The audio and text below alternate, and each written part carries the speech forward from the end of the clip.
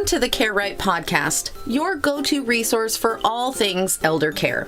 Guiding us through this journey is Annalie Kruger, the founder of Care Right Incorporated, and she has been steadfastly supporting families across the United States. Each episode brings you expert insights, innovative strategies, and practical advice, ensuring that you're well equipped to provide the best possible care for your loved ones. Expect to gain valuable knowledge, learn from real-life stories, and get inspired to take action in your own caregiving journey. So buckle up as we dive into an in-depth discussion of elder care planning and together embrace the journey of caring for aging loved ones on the Care Right podcast. Hi, everybody. My name is Annalie Kruger. I'm the owner of Care Right Incorporated. We work with families all across the country in helping them develop customized aging plans. Usually the people who come to us are burned out, overwhelmed family caregivers who have realized that if they keep doing what they're doing, their relationships are going to continually get more and more strained with their siblings and with the care recipient. Most of the families, when they come to me, they are so burned out. They've been mom and dad's assisted living for a period of time, and they have finally realized this is not sustainable and it's not working. Many of them have burned through their PTO or their vacation days or their family medical leave. And they're really quite overwhelmed and pretty burned out and realize that they are not in a good place, but they still love their parents and they want the best for their parents, but they just have realized, I can't keep doing this. It's not sustainable. So we work with families. We've been virtual. I started my business 11 years ago this month. So in April, this month we celebrated our 11-year anniversary. I don't advertise at all. All I do is I get my referrals from word of mouth referral, and my past clients and my existing clients continue to refer business. We've got partners like Billie, who's our guest today, who also sees the value of using a collaborative approach with clients so that the client can have the best possible outcome. So Billie, I'm going to do your introduction. I've known you for a long time, and I did not even know about all of this amazing stuff in your bio. So I'm like, wow. So this is like so cool. Like you've done a lot. You've done a lot. So I'm going to introduce you, Billie. She is a trust officer and certified financial planner for FineMark National Bank and Trust. She's actually one of my local podcast guests. So she's down here in Southwest Florida. She has been in the industry for more than 18 years in Southwest Florida. Billie holds a Bachelor of Arts degree in economics and Spanish from Cornell College. She will complete her master's in financial planning, California Lutheran University in November. She is a graduate of the American Bar Association's National Graduate Trust School, as well as the Florida Bankers Association Graduate Trust School. She is a member and past president of the Estate Planning Council of Lee County, as well as past president of the Bonita Springs Assistance Office. I did not know about all of that stuff. I'm like, wow, pretty amazing. I like to be involved. I see that. You're a go-getter. I like that. You're a go-getter. So today we're going to talk about topics that I always look for podcast guests that can really help families understand what are some different options and give them food for thought. And so today, Billie is going to talk about a couple of important pieces that all families need to be aware of. So what can families do proactively to make sure they can step in and help their parents with finances in the event of a health or medical crisis? All right, so that is a very big and important question because, as you said in your intro, usually those are the family members that are coming to see you for help. So the way that you could help your parent or parents when they start experiencing some medical issues or just may not even care to still deal with their finances is making sure you understand where all of their financial accounts are, who their advisors are.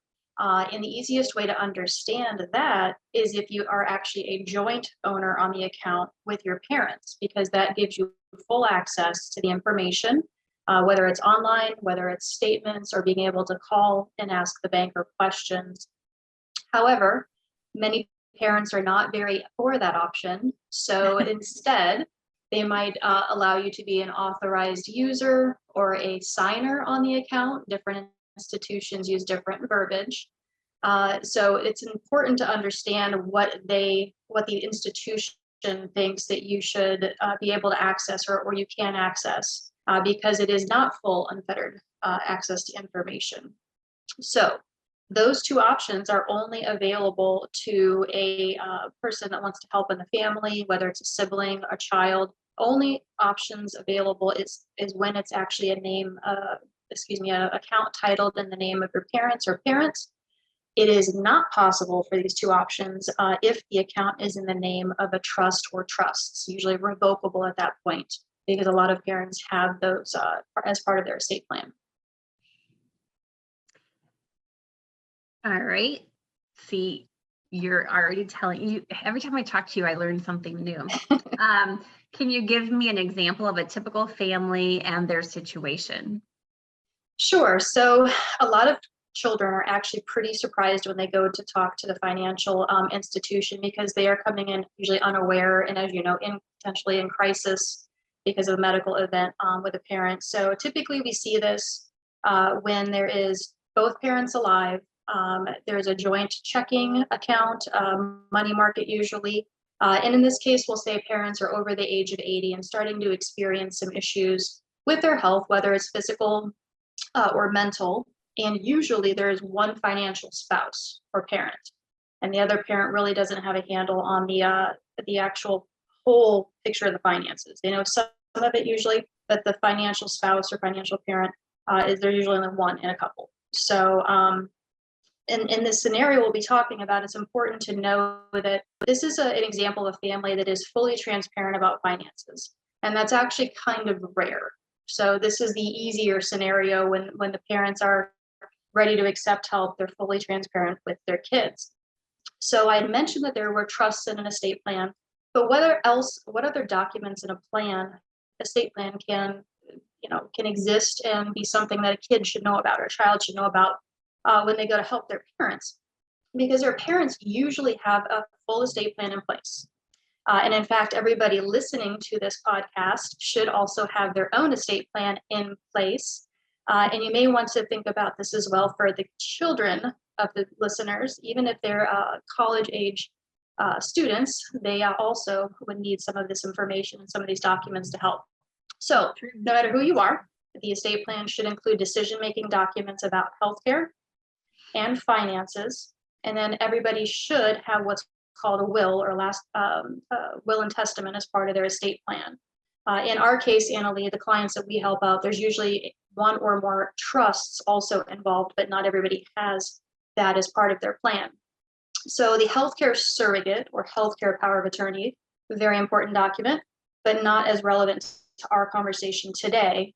In that example of the different documents, what we really want to focus on is the decision-making document or the power of attorney. That is the important part to help out and the key to helping out your parents. So in that document, that you name an agent who is going to be able to make financial decisions for you if you cannot. In some states, and we're in Florida, so I'll speak to Florida law. In this state, as soon as you sign that document, it works. Mm-hmm. So Annalee, if you had named me as your your financial power of attorney, and you sign that document, I can officially walk around and open accounts and apply for a mortgage and get a credit card. So it's a very, very powerful document. But in other states, like I'm from Iowa, in other states, there are actually springing powers, or they're not available to use until that person who made them are actually incapacitated and unable to make their own decisions. Along with that agent you're naming, you also would name a backup. So if you're thinking about, I might need to get this done for myself, the most important thing you can think about is who is actually going to be the person who could make these decisions for you and their backup. And oh, by the way, talk to them and make sure they actually want to serve in this position. Yeah. I think we can't breeze over that, because I can tell you probably 90% of the clients that come to me their kids had no idea that they were named the healthcare power of attorney or the financial power of attorney until they started working with me. And they're like, yeah, we did that a decade ago. And I'm like, so just let's not breeze over that. So those that are listening or watching, whatever, just know that you need to find out, if your parents haven't talked to you, you need to find out, am I your power of attorney? And they need to make sure that you have the tools you need to be successful. Like if you're the healthcare power of attorney, you need to have these conversations about end of life and what medical treatments and all that kind of stuff. And you'll talk about, like, if you're going to be the financial power of attorney, or if you've been named the financial power of attorney, you need to have access to like all the information you need to be able to do your job, like accounts and passwords and so forth. Yeah, I thought you might want to chat about that a bit, because that is pretty a frequent occurrence in our world as well, on the financial institution side. Yes. And oh, by the way, families, just because you have that document in hand and you're going to act for mom or dad, it doesn't mean you hand it over to the banker and then they automatically say, oh, okay, son, daughter, whomever, we'll work with you right now, right? It does not work like that. So the financial institution, and by the way, every financial institution that you might be going to with this very powerful document has the right to take, I believe it's 3 days in Florida, to review the document and make sure it fits with whatever their requirements are. I am not an attorney, but there's rules around whether or not they accept it and what liability might be involved. But the key here is it's not automatic. So make sure you talk to each financial institution and try to get it to them as soon as possible, and even proactively. Some institutions will accept it ahead of time, just so they know if something happens, they know who they can talk to. Other financial institutions will call it something like a trusted contact, not the actual document, but who should they understand that they can talk to freely with if something were to happen. And we all know that things work a little slower now with COVID. So could take days or weeks, you never know. Just jumping in on that part too, not the COVID part, because everything is delayed because of COVID, but like just even before people do all this paperwork, you need to be thinking about like the person that you name as the power of attorney. Is this someone that you trust? Because the whole point of the power of attorney is if you can't act on your own behalf, you're appointing someone that you trust to step in and make decisions as if you were making them, right? So you need to make sure that you trust this person. And if you already have these documents in place, great. Review them to make sure that they haven't changed, like your relationship hasn't changed, or that person you named isn't demented or passed away or in some different type of capacity that is no longer a friend. But also make sure that if you are to be named or are named the power of attorney, do you really have the time and the energy, especially for a healthcare power of attorney where you might have to be at hospitals or sign documents and stuff before anything can be done. So think about, if you have these documents already in place, good job, but have you communicated that to whomever it is that you've named as the power of attorney? And did you give them the tools and resources they need to be able to do their job? And make sure your documents are up to date. All right, so that's my little tidbit. So continue on, Miss Billie. Well, so I would agree with you as far as having all the tools in place for that person who's named. As you can imagine, in my family, I'm named in several estate plans to help people out. And when you get that call to action, or that call for in crisis, I believe Anna usually put it that way, it's, trying to find these documents is not top of mind. So I actually have an important email folder in my email account where I have electronic copies of these documents. You should be able to give these places copies of the document. It does not have to be an original. So having those accessible at all times is really important. All right, so talking about our family that is fully transparent with finances and the parents are ready for that help or know they need the help, those same tools would be knowing where the accounts are, having online access even early. And as soon as you get that information, understand what bills are in your parents' life. What's already on autopilot, so you don't have to worry about it, both credits and debits. So Social Security, maybe VA benefits, all the utilities being auto-debited. Just understand what bills you don't have to worry about. And are they auto-debited or taken out of the checking account? Or are they set up on our credit cards so we can get the points? So just understand the flow of money. as soon as possible, so you know what random bills might show up in the mail. So, Annalie, what about the answer some people might get at a bank when that power of attorney is not approved, and that frustration continues to build with the family? That's the other side of the coin. So what happens then? There's a lot of different answers to that question, but the easiest way to kind of give your listeners some tools is that's really when it's time to get the estate planning attorney involved. Have them understand what's going on with mom or dad and be there as a resource for the child or the person helping. So I'd want to make sure if you are being named in the document, know who that resource is and know who mom and dad's attorney would be. So another tidbit from my side. That's smart. And one of the things that, we do with CareRight is that grab and go binder. And I know you at the bank have a version of something like that too. But it's really important for families to know who's on the team, who's the financial planner, who's the long-term care insurance rep, who's the CPA, the attorney, who are the doctors, who are the medication, what are the medication lists? Like, it is important all of this stuff and you have it at your fingertips, because when you get that crisis call and you have to submit these forms to whether it's the bank or whether it's the hospital, you need them at your fingertips. The last thing you want to be doing is dinking around trying to figure out where are all of these documents and then find out, oh my gosh, mom never signed off on this. So now you actually have nothing in place. So, all right, let's see, where am I at? And if it's not approved, get your attorney involved, right? Yep, that's a good step. Okay. And then, as we were talking before, there's also accounts that are always in the name or potentially in the name of the trust. So in that same vein with the attorney, what then? That is really a conversation with the attorney. If mom or dad is having an issue, usually they're the backup trustee because they make their own trust, they are their own trustee, but usually a spouse is a backup for the other. And if both of them are in frailer situations, then maybe we need to look at who's next in line. And that really is helpful to have the attorney involved because they're an independent third party with no horse in the race, if you will. So they're a great resource in that time of need. All right. Let's see. Did I miss something? I want to make sure I got those. Can't add an authorized signer to the account in the name of the trust. Exactly. Know what happens to the funds. So that's a perfect quick stop before we wrap up, because I know we're coming up upon the end of our time. Know what happens to the account that you're even trying to help your parents with, should they pass. Because a lot of people are surprised when they're paying bills from the account and all of a sudden mom and dad are no longer with us, and then that money is inaccessible. So just understand what happens to those funds that you're working with. Okay. And a couple frequently asked questions. Does the power of attorney still work once the parent has passed? This question comes up a lot. And the answer is, surprisingly to a lot of people, no.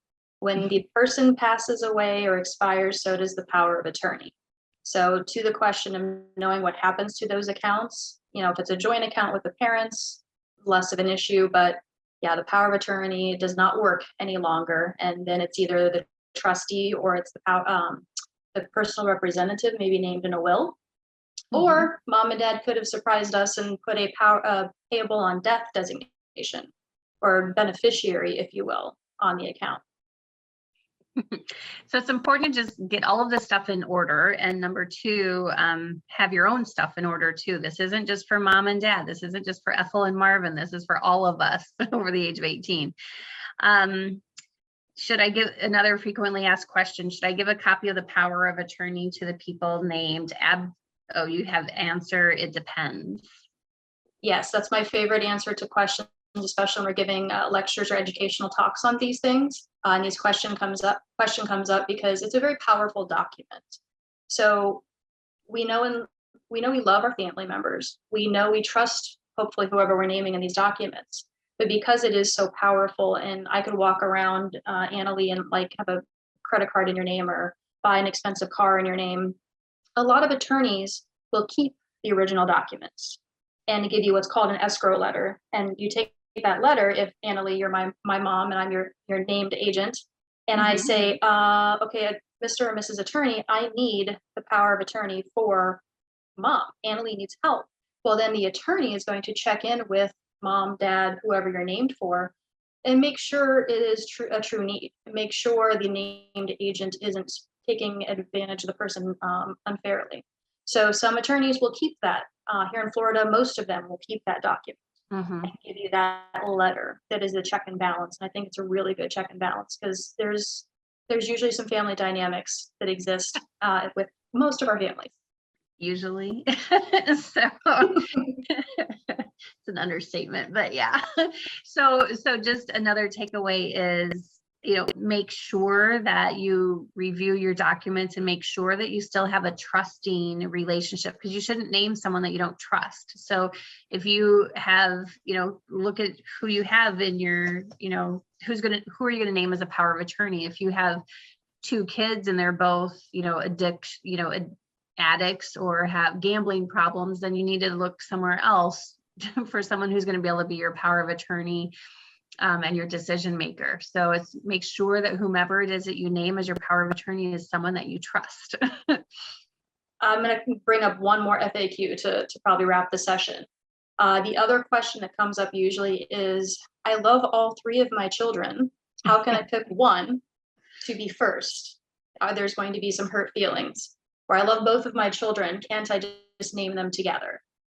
It's more about who's going to have the time to make the right decision, who's going to be competent and feel comfortable making the decision. And 2 signatures always take way more time than just one. So I would encourage you to have the conversation with your kids, see who's willing, ready, and able to act, and who isn't going to be upset that child number 1 is named over child number 2. It's all about education and conversation. You cannot communicate this enough. And as you said, review the plan and who you named, either every 3 to 5 years or upon a major life event. It's a good time to review it as well. Yeah, I always coach families that don't let this be a one and done conversation, right? Like, because life happens. So, this is something that should be reviewed on a regular basis and just say, hey, just, even when I travel somewhere for a speaking engagement or whatever, I just make sure that my power of attorney, which is AKA my sister and my brother, because I don't have kids, so it's my siblings. I'm like, hey, just so you guys remember, I don't want anything hooked. I don't want to be hooked up to anything in case the plane goes down and I'm like laying over there, like, just let me go, So, and I always make sure, like, because when I'm updating my grab and go binder with a different bank account or different insurance policy, I always update my beneficiary forms and I send them out to this. We have a family document like Google Docs or like Dropbox, so that it's at their fingertips, because they don't live down here either. So in the world that we live in that's remote and people don't live near each other, it's really helpful to have those electronic documents, so that if you do need to submit them to the bank or to the hospital or a physician clinic, you do have those. So takeaways are, make sure that your power of attorney is someone that you trust and that you look at these documents and address these issues on a regular basis, and get things set up with a bank proactively so that if that stroke happens and you're like, oh my gosh, dad just had a major stroke and he can't tell me what accounts and passwords and what bills are due, you want to have all this set up in a system ahead of time, preferably. So any closing remarks or any closing comments that you can think of, Billie? I would reiterate one more tip or takeaway is meet your parents' team. Take the extra 10 minutes, hour when you're visiting to put a face with a name, so you're not meeting these people in crisis. Even if it's just once every couple of years. And lastly, you mentioned beneficiary designation forms. There's a lot of mergers and acquisitions that are happening in the financial world. So I would, on an annual basis, request copies of what they have on file, just to make sure they still have it on file. That's a really good point. Because the last thing you want to find out at the worst possible time is that no one can find the beneficiary forms, or it's outdated, or the company lost it or whatever. So yes, yeah. It happens.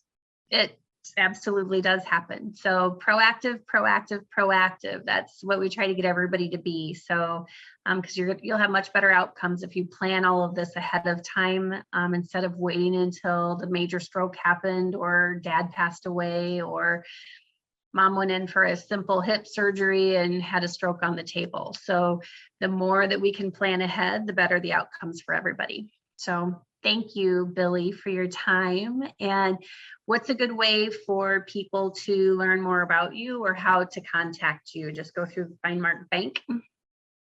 Yes, and thank you very much for having me. I appreciate it. It's very good information you're trying to get out there, so I'm happy to help out with that.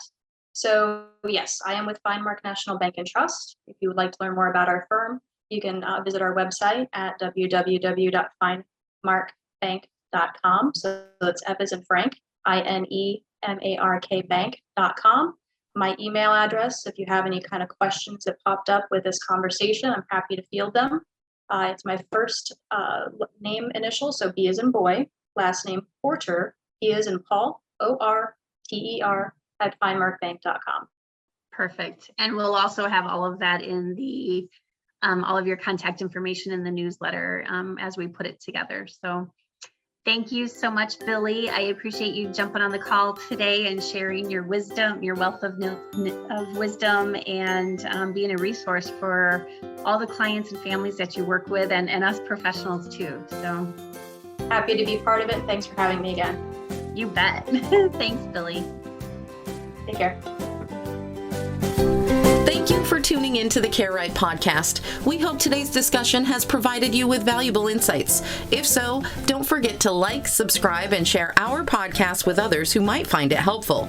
Remember, Care Right is more than just a podcast. It's a community dedicated to supporting family caregivers with comprehensive care planning, crisis management, and resources for every stage of aging. Stay connected with us for future episodes as we continue to explore essential topics in aging planning, elder care, and financial planning. Until next time, take care, plan wisely, and remember, you're not alone in your caregiving journey.